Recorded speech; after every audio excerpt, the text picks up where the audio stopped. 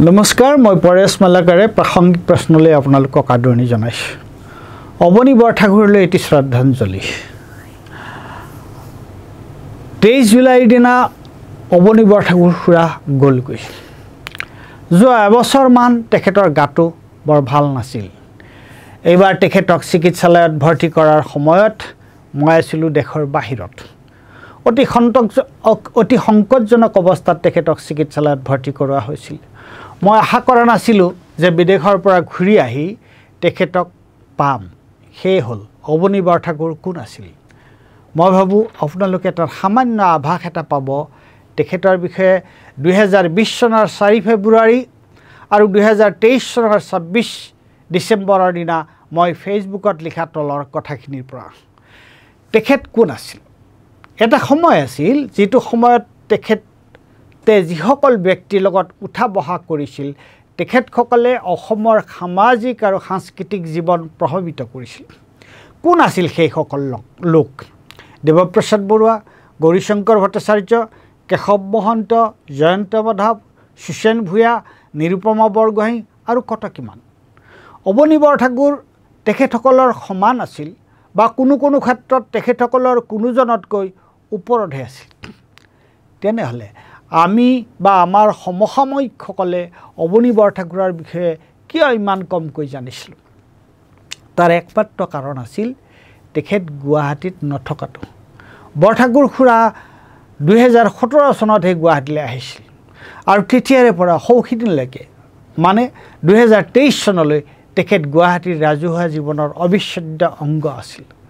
মোৰ দৃষ্টিত বৰঠাকুৰ খুৰাৰ কৰ্মজীৱনক আমি তিনিটা ভাগত ভগাব পাৰোঁ: ছাত্ৰ ৰাজনীতি আৰু গঠনমূলক কাম। কমিউনিজমৰ শিক্ষা তেওঁ পৰিয়ালতে পাইছিল। তেওঁলোকৰ ঘৰখনত সৰুৰে পৰা এটা পঢ়া শুনাৰ পৰিৱেশ আছিল। বাহিৰৰ কাকত পত্ৰ আৰু কিতাপ আদি পোষ্টত মগাই আনি তেওঁলোকে পঢ়িছিল। স্কুলীয়া দিনৰে পৰা বৰঠাকুৰ খুৰা বামপন্থী ৰাজনীতিৰ আদৰ্শৰ দ্বাৰা অনুপ্ৰাণিত হৈছিল।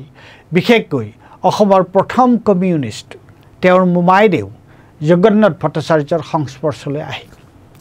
কিন্তু 1948 চনত কটন কলেজত ভৰ্তি হোৱাৰ পিছৰে পৰা তেওঁ ভাৰতৰ কমিউনিষ্ট পাৰ্টিৰ লগত অতি ঘনিষ্ঠভাৱে জড়িত হৈ পৰিছিল।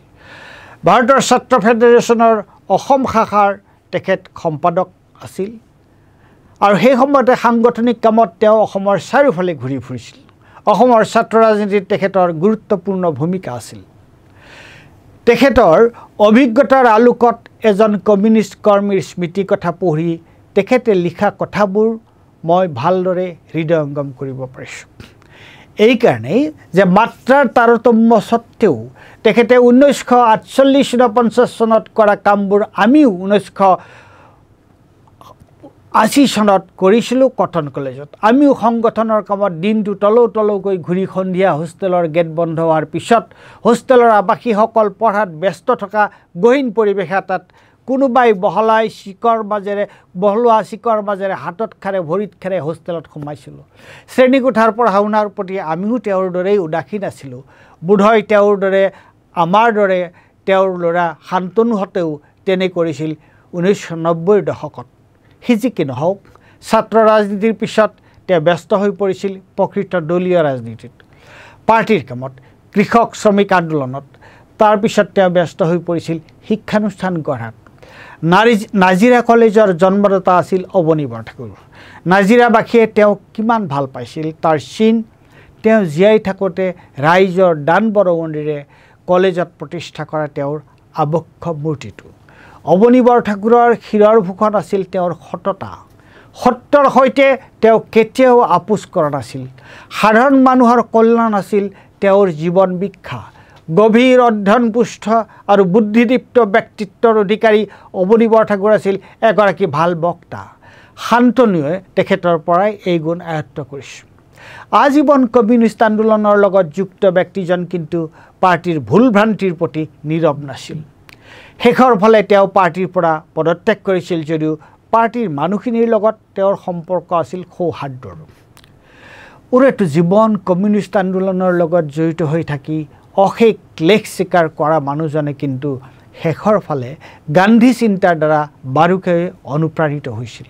শেষ বয়সত তেখেতে গান্ধীৰ বিষয়ে এখন কিতাপ লিখিছিল সেই কিতাপখন অলপতে প্ৰকাশ পাব সেইখন কিতাপ পঢ়িবলৈ মই উদ্গ্ৰীৱ হৈ আছোঁ বৰঠাকুৰ খুৰাৰ অভিজ্ঞতাৰ আলোকত এজন কমিউনিষ্ট কৰ্মীৰ স্মৃতি কথা এখন অতি গুৰুত্বপূৰ্ণ কিতাপ ই ভাৰতৰ বিশেষকৈ অসমৰ এটা সময়ৰ ৰাজনীতি সামাজিক আৰু সাংস্কৃতিক জীৱনৰ এক তথ্য ভাণ্ডাৰ আৰু কিতাপখন লিখোঁতে তেখেতক যদি কোনো গৱেষণা সহকাৰী এগৰাকীয়ে সহায় কৰিলেহেঁতেন কোনোবাই যদি কিতাপখন সম্পাদনা কৰিলেহেঁতেন আৰু তাত যদি এটা নিৰ্ঘণ্ট সংযোগ কৰিলেহেঁতেন কিতাপখনৰ মূল্য আৰু সৌন্দৰ্য আৰু বাঢ়িলেহেঁতেন মোৰ ব্যক্তিগতভাৱে এটা অনুশোচনা থাকি গ'ল মই তেখেতক লগ পালোঁ তেখেতৰ জীৱনৰ শেষৰ ফালে মই তেখেতৰ লগত এটা দীঘলীয়া সাক্ষাৎকাৰ ল'ব বিচাৰিছিলোঁ সেইটো হৈ নুঠিল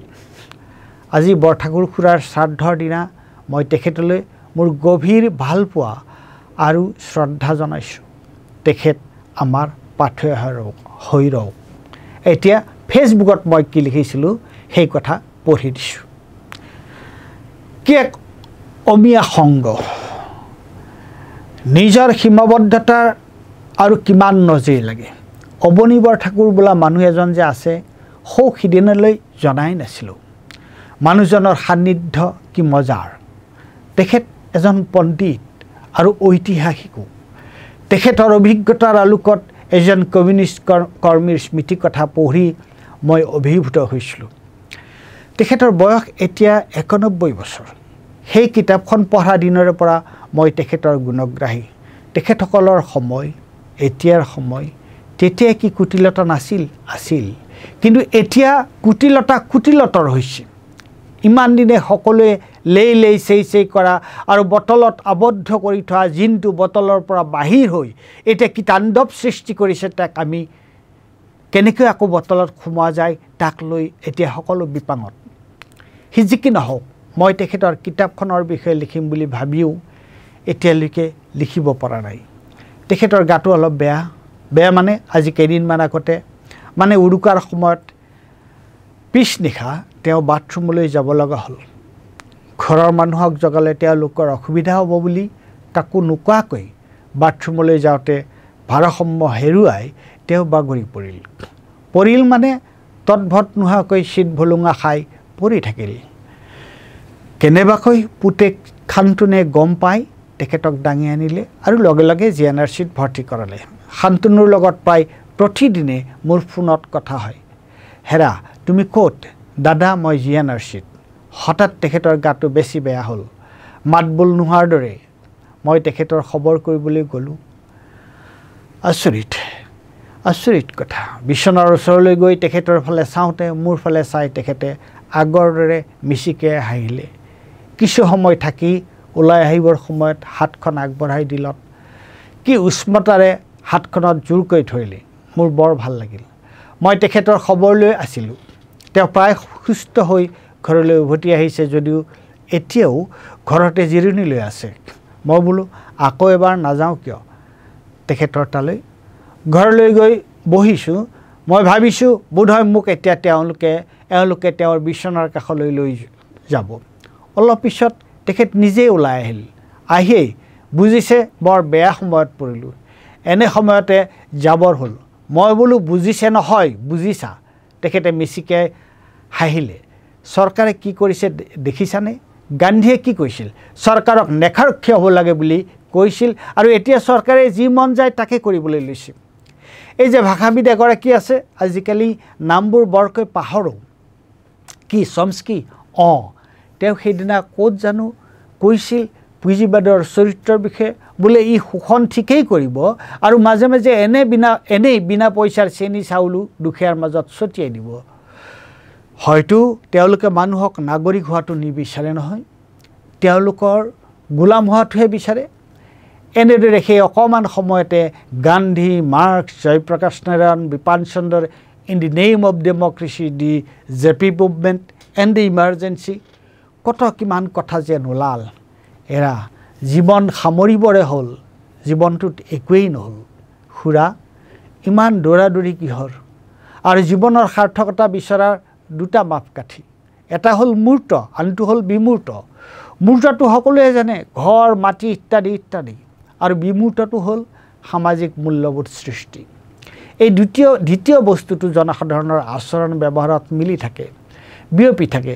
সেইটো নহ'লে সমাজত আজি যিখিনি আছে সেইখিনিও নাথাকিব।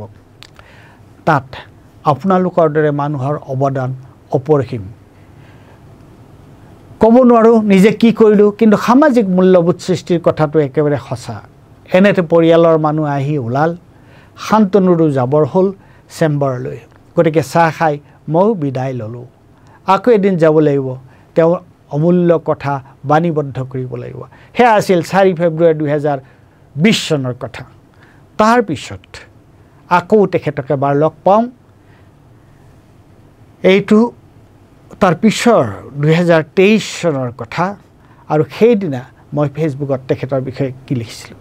খুৰাক যেতিয়াই লগ পাওঁ তেতিয়াই মই আচৰিত হওঁ। তেওঁ যিবোৰ কথা কয়, কোনো ডেকা পণ্ডিতৰ পৰা তেনে কথা নুশুনো।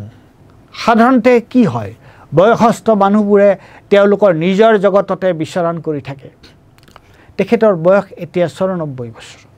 অলপতে হাড়ৰ অস্ত্ৰোপচাৰ এটা হৈ যোৱাৰ পিছত ফিজিঅ'থেৰাপি কেন্দ্ৰ এটাত কিছুদিন চিকিৎসাধীন হৈ আছে। মই কালি সন্ধিয়া তেখেতৰ খবৰ কৰিবলৈ গৈছিলোঁ। মোক দেখি কি ধুনীয়াকৈ হাঁহি এটা মাৰি হাতখন আগবঢ়াই দিলে। মই তেখেতৰ গান্ধীৰ বিষয়ে লিখা কিতাপখনৰ কথা উলিয়ালোঁ। বেমাৰৰ কথা ক'ৰবাত থাকিল।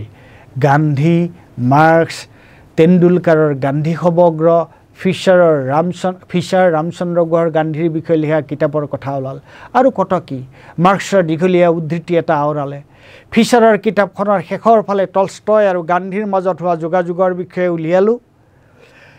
তেওঁ ক'লে গান্ধী চিৰদিন মানুহৰ মাজত জীয়াই থাকিব, কিয়নো তেওঁ মানুহৰ মাজত কাম কৰিছিল। আমি কমিউনিষ্টসকলে এসময়ত গান্ধীক অলপ সংকীৰ্ণ দৃষ্টিৰে চাইছিলোঁ। মই কথাটো মোৰ কিতাপতো লিখিছোঁ। তেখেতৰ কথাবোৰ শুনি মই অবাক।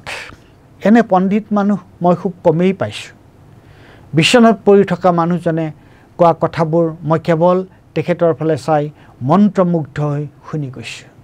মই লক্ষ্য কৰিছোঁ শান্তনুহঁতৰ বৃহত্তৰ বৰঠাকুৰ পৰিয়ালটোত তেখেতৰ জ্ঞান, ব্যক্তিত্ব আৰু মূল্যবোধৰ প্ৰভাৱ অসামান্য। কালি সন্ধিয়া সেই কোঠাটোত পৰিয়ালটোৰ সৰু ডাঙৰবোৰৰ কিচিৰ মিচিৰ কথাবোৰ শুনি মোৰ সেইটোৱে অনুমান হৈছিল। মই তন্ময় হৈ বৰঠাকুৰ খুৰাৰ লগত কথা পাতি থাকোঁতে তলৰ ছবিখন শান্তনুৱে তোলা। ধন্যবাদ, নমস্কাৰ।